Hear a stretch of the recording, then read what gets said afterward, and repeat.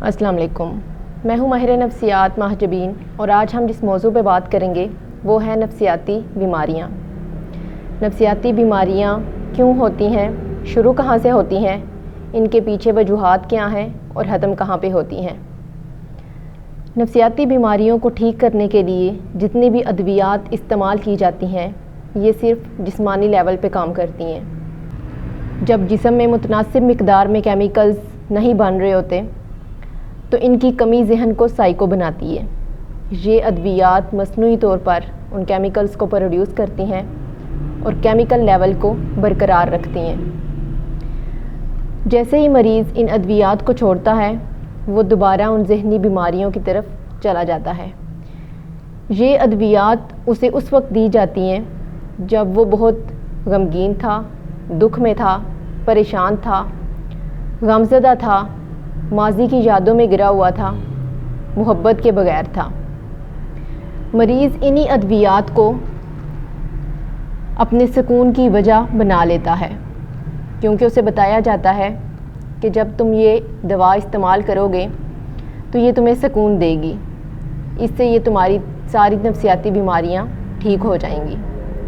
اور ہوتا بھی ایسے ہی ہے، جب وہ میڈیسن یوز کرتا ہے تو اسے سکون مل جاتا ہے، وہ فریش فیل کرتا ہے۔ جب وہ بہتر محسوس کرتا ہے تو انہی ڈرگز اور معالج سے محبت کرنے لگتا ہے۔ دوسری طرف کیا ہوتا ہے کہ اگر کسی نفسیاتی مریض کو کوئی ایسا شخص مل جائے جو اس کی کیئر کرے، اس سے محبت کرے، اس کی بات سنے سمجھے، اس کے بلانے پہ چلا آئے، تو وہ اس انسان کی موجودگی اس کے لیے خوشی کا باعث بن جاتی ہے۔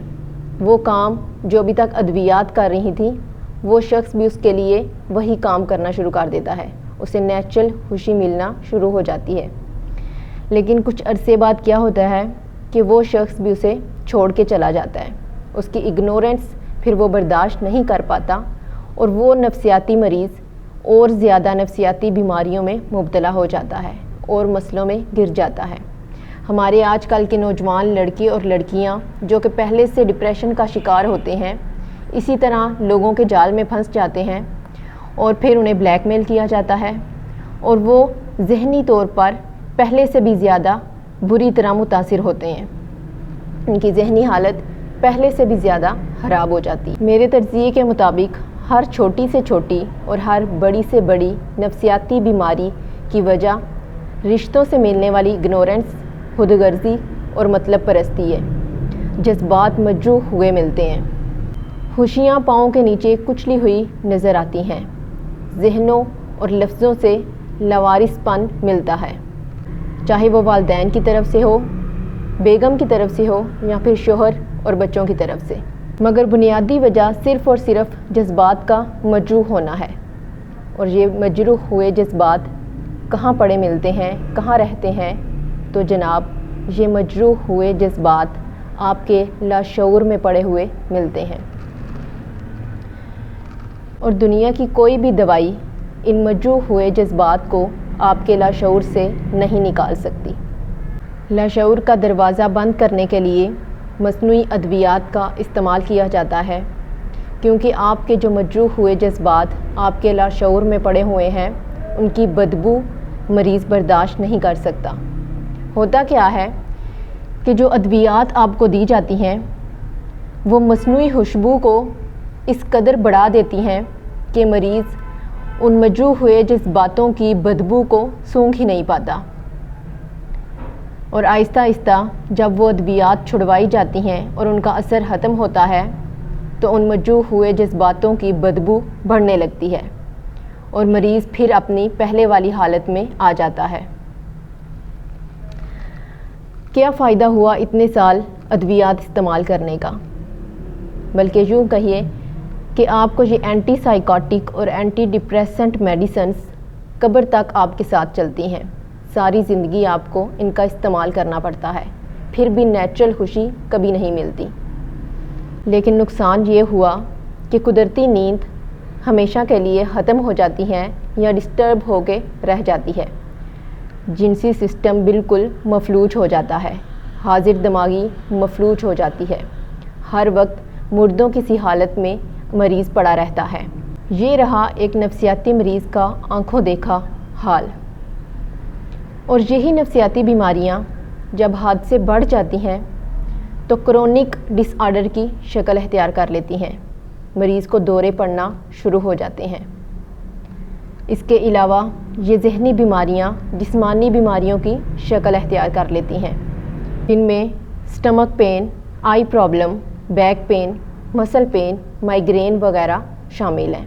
آہستہ آہستہ دوائیاں کام کرنا چھوڑ دیتی ہیں کیونکہ ان مجروح ہوئے جذباتوں کی بدبو تو جسم سے نکل نہیں پاتی اور مریض کو خودکشی کے خیال آنا شروع ہو جاتے ہیں۔ وہ خود سے باتیں کرنا شروع کر دیتا ہے، اکیلے رہنا شروع کر دیتا ہے، صبح کو خود کو کچھ اور رات میں کچھ اور بنا لیتا ہے، یا تو وہ خود کو سب سے بالکل الگ کر لیتا ہے یا پھر نشے کا عادی ہو جاتا ہے کیونکہ دماغ میں نیورونز کا ایکسیڈنٹ ہو رہا ہوتا ہے۔ نروس سسٹم کے اشارے کام کرنا چھوڑ دیتے ہیں، دماغ کی ٹریفک بے ہنگم ہو جاتی ہے، اور پھر اس ٹریفک کو کنٹرول کرنے کے لیے ہسپتال والے مریض کو بجلی کے جھٹکے لگاتے ہیں تاکہ دماغ میں اس بے ہنگم ٹریفک کو کنٹرول کیا جا سکے۔ وہی سلوک کیا جاتا ہے اس مریض کے ساتھ جو کہ ایک جانور کو کنٹرول کرنے کے لیے کیا جاتا ہے۔ یہی دردناک وقت اس مریض پر اپنوں کی طرف سے ملنے والے دکھ، درد، لاپرواہی اور پریشانیوں کو ایک لمبے عرصے تک برداشت کرنے کے بعد آتا ہے۔ ایسا کیوں ہوتا ہے کہ ایک ہی گھر میں رہنے والوں کے ساتھ لاوارثوں والا سلوک کیا جاتا ہے؟ بس کیجئے، خدا کے لیے بس کیجئے، اپنے رشتوں کو بچائیے، انہیں ان بجلی کے جھٹکوں سے بچائیے۔ قصور آپ کا تھا مگر بھگت آپ کے رشتے رہے ہیں، آپ کے بنائے ہوئے تعلقات بھگت رہے ہیں۔ بس کیجئے، اپنی غلطی مان لیجئے۔ آپ تو خوش ہیں مگر آپ کی وجہ سے کوئی دوائیاں کھا کھا کر ایک ایک پل گن گن کے گزار رہا ہے۔ اس موبائل کی جان چھوڑیے اور اپنی غلطی مانیے، ورنہ قدرت ایک دن جکڑ لے گی۔ اس دن سے پہلے اپنے رشتوں کو وقت دیجئے، انہیں منائیے، انہیں توجہ دیجئے، ان کا علاج کرائیے اور اس کے ساتھ ساتھ انہیں محبت دیجئے۔